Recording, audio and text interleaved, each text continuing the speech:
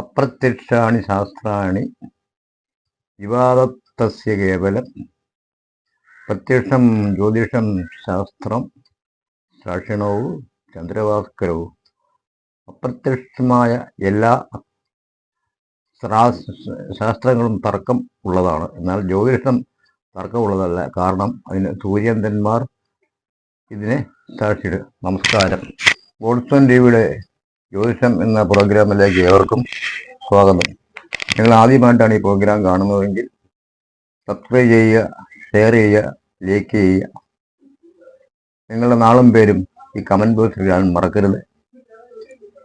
നിങ്ങളുടെ വേണ്ടപ്പെട്ടവർക്കും സുഹൃത്തുക്കൾക്കും എല്ലാം നിങ്ങൾ ആദ്യമായിട്ടാണ് ഈ പ്രോഗ്രാം കാണുന്നതെങ്കിൽ ഷെയർ ചെയ്യാൻ മറക്കരുത്. നിങ്ങളുടെ പ്രശ്നങ്ങൾക്കും കാര്യങ്ങൾക്കും നിവാരണങ്ങൾക്കും പരിഹാരങ്ങൾക്കും താഴെ കാണുന്ന 99475427 എന്ന നമ്പറിലേക്ക് വിളിച്ചാൽ നിങ്ങൾക്ക് വേണ്ടിയ നിർദ്ദേശങ്ങൾ ലഭിക്കുന്നതായിരിക്കും. ഇന്ന് ഇടവൻ രാശിയുടെ ചൊവ്വയുടെ പകർച്ചയെ പറ്റിയാണ് പറയുന്നത്. 12 ഭാവങ്ങളുടെ ലഗ്നാധിപനായ ചൊവ്വ ലഗ്നഭാവത്തിൽ തന്നെ ഉണ്ട്. ഏതെടുത്താലും എന്തിനൊരുങ്ങിയാലും പൂർണ്ണമായ ഈശ്വരാധീനമുണ്ട്.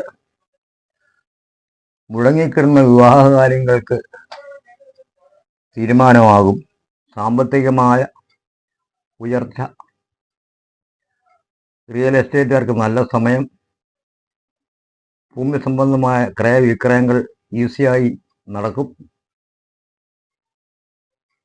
പോലീസ് സേനയുള്ളവർക്ക് ശമ്പള വർധന, പ്രമോഷൻ ലഭിക്കും.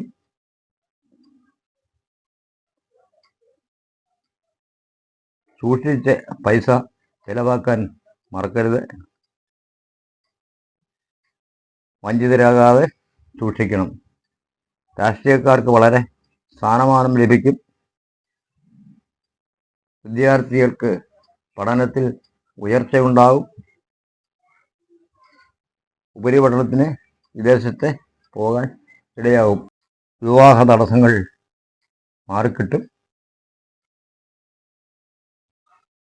ഭാര്യാഭർത്താക്കന്മാരുടെ പിണക്കങ്ങൾ മാറിക്കിട്ടും.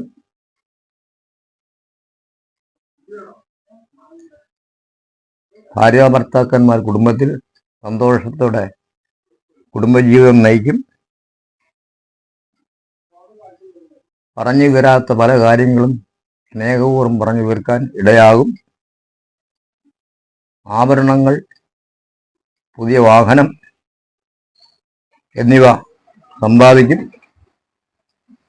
ഇലക്ട്രിക് ഉപകരണങ്ങൾ വാങ്ങി പുതിയത് മേടിക്കും. വീട് മോടി പിടിപ്പിക്കും. ഓർക്കാപ്പുറത്തെ ധനം വന്നു ചേരും. ഇതോടുകൂടി ഇടവൻ രാശിയുടെ ചൊവ്വയുടെ രാശിമാറ്റത്തിന്റെ ഫലം ഇവിടെ തീർന്നു. ഗോഡ്സൺ ടിവി എന്ന ഞങ്ങളുടെ ചാനൽ സബ്സ്ക്രൈബ് ചെയ്യുക.